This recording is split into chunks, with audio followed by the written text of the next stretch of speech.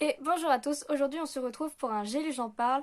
Donc je vais vous parler de 4 livres que j'ai lus dernièrement.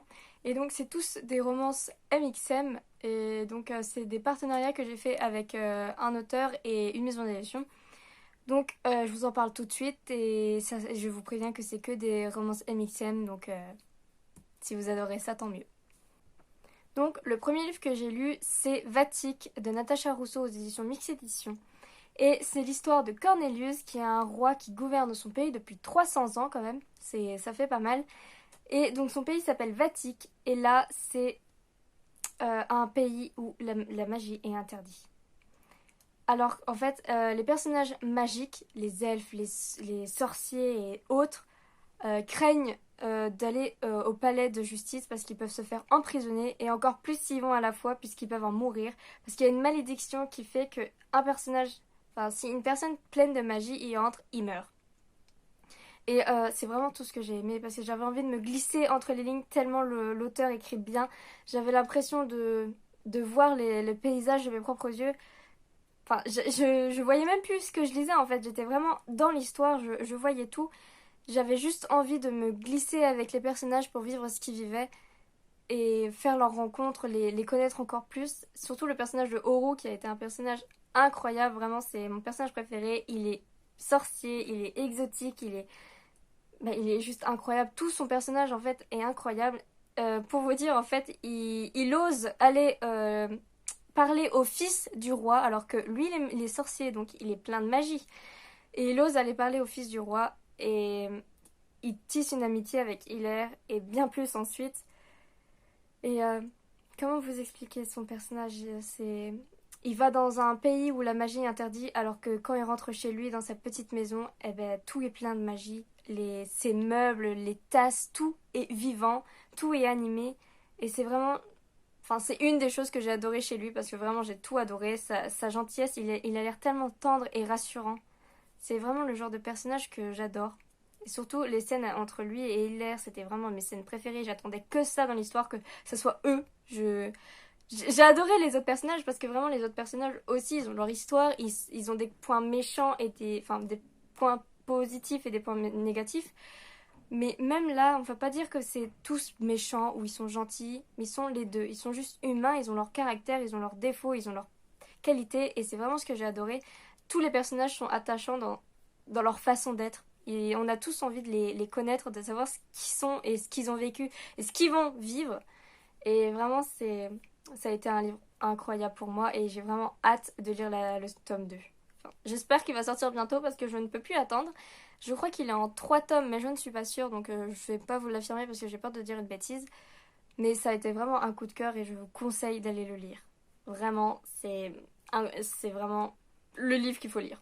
Et l'autre livre de chez Mix Édition, c'est Wakan de Estelle Stark. Euh, Ce livre-là, il m'a fait énormément réfléchir. Parce qu'en fait, c'est Devlin, je ne sais pas si ça se prononce comme ça.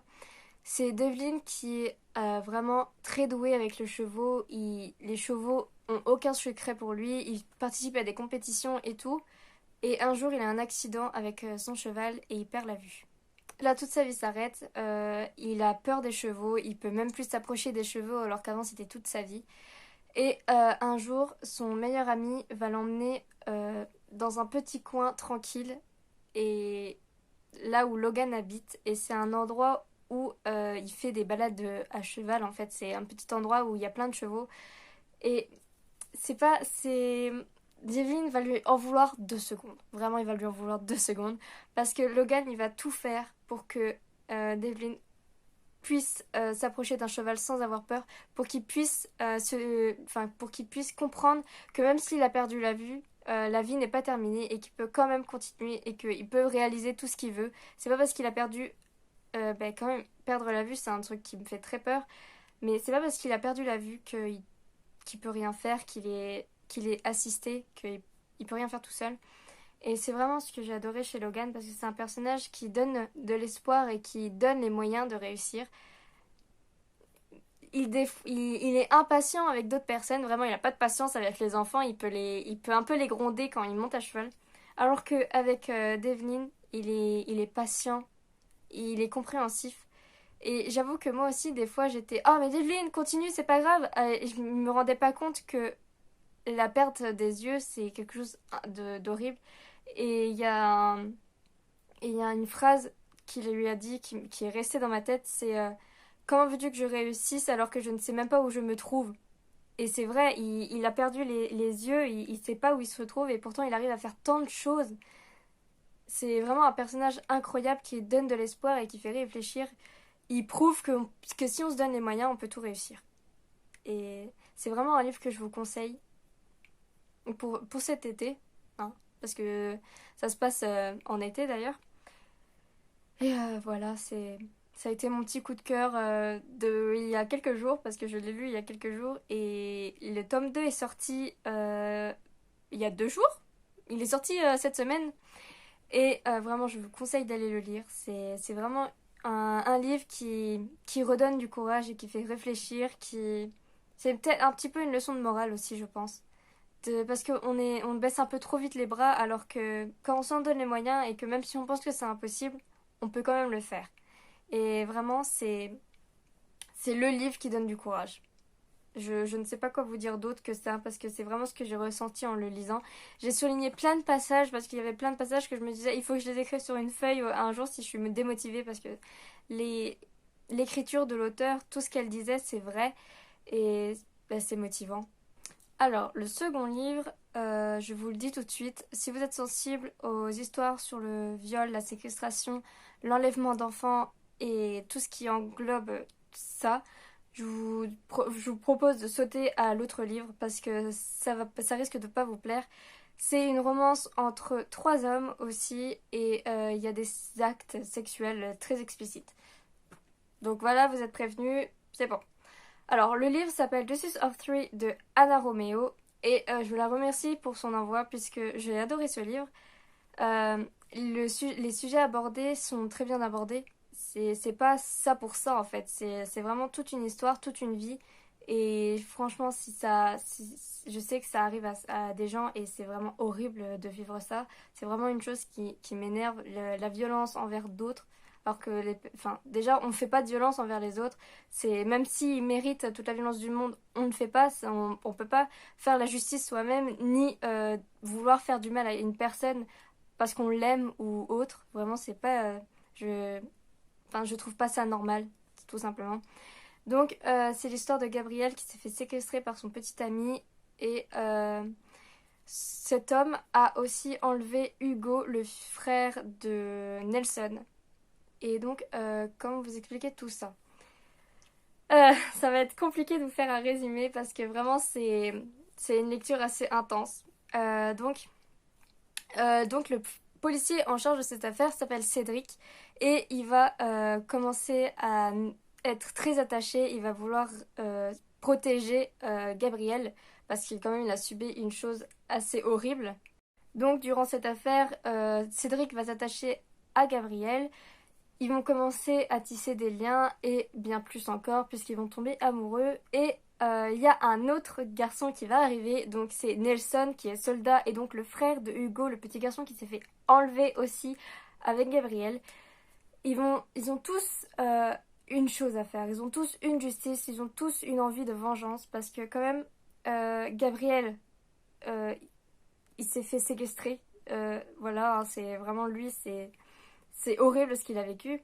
Cédric, il veut juste se venger de ce que Gabriel a vécu et aussi il a une histoire, un passé assez lourd qui explique ses besoins de protéger un petit garçon et une personne qui a été victime de ce genre de choses. Et on a Nelson qui est soldat et on va lui enlever la possibilité d'avoir son frère, enfin la garde de son frère en fait on va lui enlever et il va essayer de se battre pour l'avoir. On va pas dire tout faire parce qu'au début, il va juste il va juste attendre. Il va juste se montrer qu'il le veut sans rien faire pour l'avoir. Mais, je sais pas comment vous dire. C'est en fait les liens entre chaque personnage qui étaient vraiment bien en fait. C'est parce que Cédric et Gabriel, c'est une amour douce. Ils sont tendres l'un envers l'autre. Alors que Cédric et Nelson, Ils peuvent pas se saquer au début, vraiment, ils pourraient pas se regarder sans se lâcher des insultes et des mauvais regards. Et Nelson et Gabriel, c'est doux, rassurant. Je- C'est c'est un couple à trois, enfin c'est un trouble donc. Et chaque personnage, chaque garçon, en fait, chaque personne du couple avait sa chose à donner à l'autre. Ils se complétaient en fait. Et c'est vraiment ce que j'ai adoré dans cette histoire. Vraiment, j'ai adoré ça.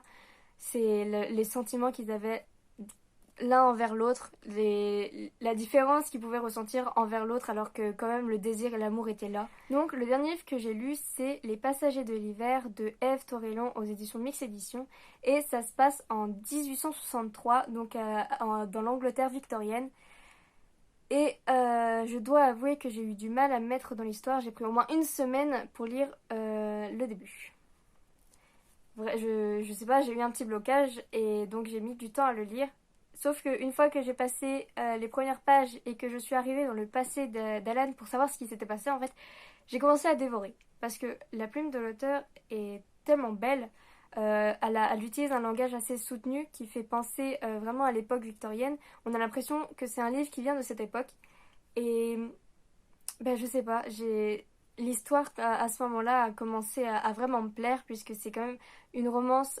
C'est Alan et Andrew qui passent leur nuit à se voir en cachette parce qu'ils s'aiment et c'est interdit les romances entre hommes. Et c'est d'ailleurs Trevor, le frère de Alan, qui a instauré cette loi qui est quand même très... il déteste vraiment ces romances-là. Et sauf qu'un jour, il va découvrir le secret de Alan, il va voir Andrew et Alan s'embrasser, et là, il va les obliger à se séparer de la pire des façons. Le soleil a baissé, pardon. Donc, il va les séparer de la pire des façons, et enfin, les amours interdits, les amours tristes, dramatiques et tout ça, j'adore ça.